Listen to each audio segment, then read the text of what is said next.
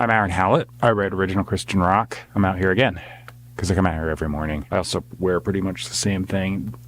I just pick up every extra large hoodie that the gym carries in black. I'm too lazy to go clothes shopping, and I'm like, I literally have t-shirt and sweater on underneath.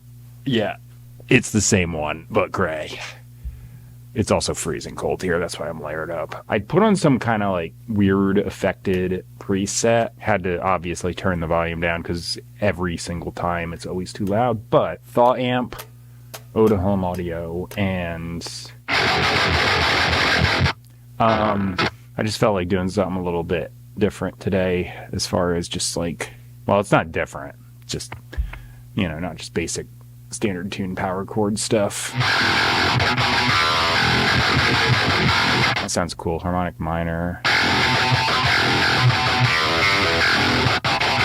Alright, so maybe the first, I'll do like a 2-phrase loop. However many times I feel like, then I can go.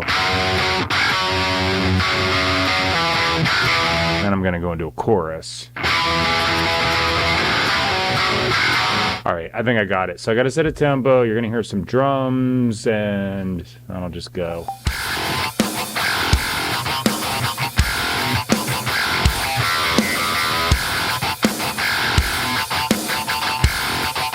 Alright, so I just panned that left. I might do what I did yesterday, honestly. So what I'm talking about is yesterday, I literally just copy-pasted the first take. In most situations, is a stupid idea, because you're going to get comb filtering and a whole bunch of other problems. But if you do something like what I'm about to do, why is that only showing mono? Sample delay, mono stereo. So what I'm going to do is go to milliseconds, right side. I can do this in Bias Effects 2, by the way, but I'm not using Bias Effects 2 at the moment, so I'm going to do it here. So that's part 1. I'm just going to loop this. Left. Let's get the right side sorted out. Alright, and then the final icing on the cake here is going to be pitch shifter. So this is going to go one set down, one set up, like that. Super tight dubs without doing any overlaying with actual tracking. I love it. I'm not opposed to, replaying something, but I just kind of like that trick. Now I got a super tight bass to overlay other things. Okay, pre-chorus and then chorus. I might actually just do these as 2 little separate punch-ins.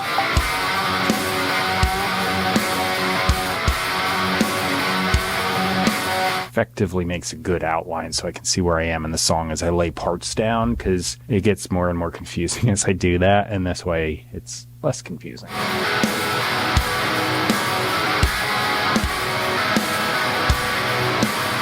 Pretty cool sound. Copy paste. Alright, so color coding. Now I gotta find that F sharp E thing.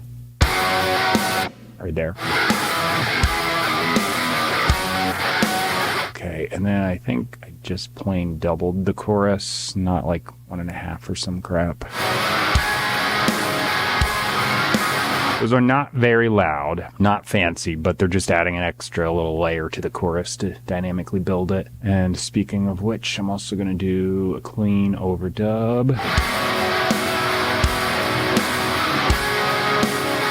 Yeah, it's got a nice texture to it. It's got to go down to, let's see, -7. Let me check my tuning. I'm going to do an improvised guitar solo. It's all harmonic minor. Harmonic minor sounds fancy, but all it is natural minor, which is just a major scale starting on the 6th interval. So if you were doing C major, C to C is the major sound, A minor is the parallel minor. It's all the same notes, but you just start on the A instead. And if you're doing modes, it's the same thing. I always hear people say like, oh, Dorian mode, Phrygian mode, raise this, lower this, blah, blah, blah. And I'm like, Dorian mode is same thing, major scale, starting on the 2nd. So instead of thinking of all those raised bullshit things, I just go, yeah, it's instead of C to C, it's D to D, Phrygian, E to E, Lydian, Mixolydian, Aeolian, which is natural minor, Ionian, or no, sorry, Locrian, then Ionian, mode is just major scale. Yeah, harmonic minor is just a raised seventh. So if I do A to A, instead of hitting G natural, I hit G sharp. Theory aside, here goes the solo.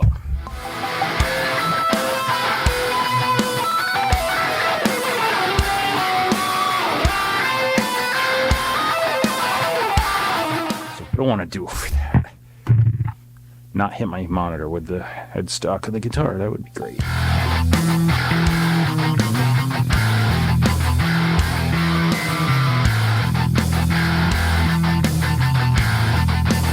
Well, I'm back after almost deleting the whole freaking session because I'm a genius. I just went bleh on the keyboard.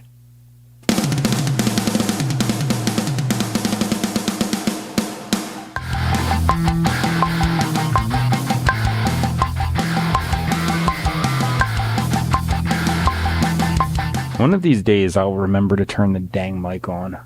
All right, I started putting lyrics down right after the drums. I'm not totally warmed up yet, but I've got a bit of a melody idea going. No time left,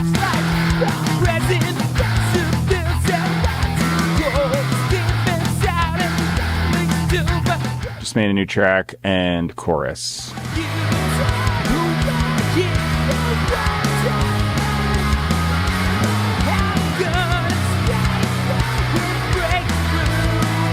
I'm going to put some effects on that, so it sound a little nicer than whatever that was.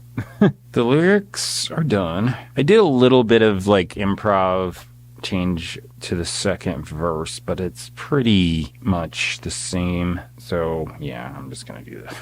I'm lazy about some things. I just, it is what it is. Copy the chorus and put it on the end, and the lyrics are done. Cool. These are going to be copy pasted to the bottom of the description box. The middle of my description box has where you can find me online, purchase and stream my music. I've got loads of it. You can stream my stuff for like literally days because I've lost count. So the top thing is Bible teaching. I say in the beginning it's Christian rock. It's not my thing to go on about that. I'm not going to sit here and like talk about it forever. It's just, I come in, sit down, write songs. Generally, my lyrics will be about that sometimes. Sometimes, like today, it's just a nonsense song, so it depends. Writing a song a day kind of necessitates me just doing random stuff occasionally.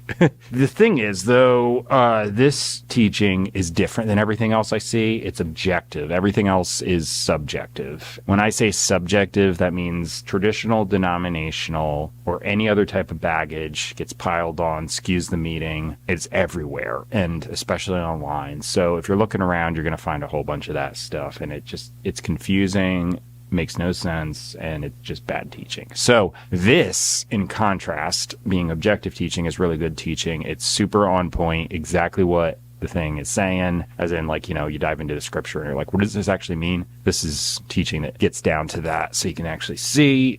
You're going to see translation, grammar analysis from the original languages, which clears up a whole bunch of stuff right there, historical context, text in context, etc. So just teaching, nothing else, and it's good stuff. So put it there as a resource. I write music constantly. I started turning on the camera. I do the same thing every day. I don't do a bunch of clickbait stuff. I literally just turn on the camera, and if you want to see me write music, here I am. That's it. I'm not fancy. I just figured, someone might want to see this, and I can convey the idea that, you don't have to overthink it. And I just make mistakes, and sometimes just an idiot and don't even know what I'm doing, but I still manage to bumble through. And coming out every day, I just, learn new things and keep getting better at it. That's what it is. I don't even bother doing a screen cap. I just turn the camera on. I've got my audio directly from my interface through a headphone wire to the camera. So yeah, not fancy, but here we are. And sometimes that's better, because the stuff where it's like, hey, look at me, it's after a while. All right, well, this song sounds good to me. I'm going to throw my effects on the vocals, mix it quick. Anyway, thanks for watching. I'll see you later. Bye. No time left, like the present, best of bills and where to go. The steam fits out and the yet leaks too, but where we hold ourselves, but what to do? Do you wanna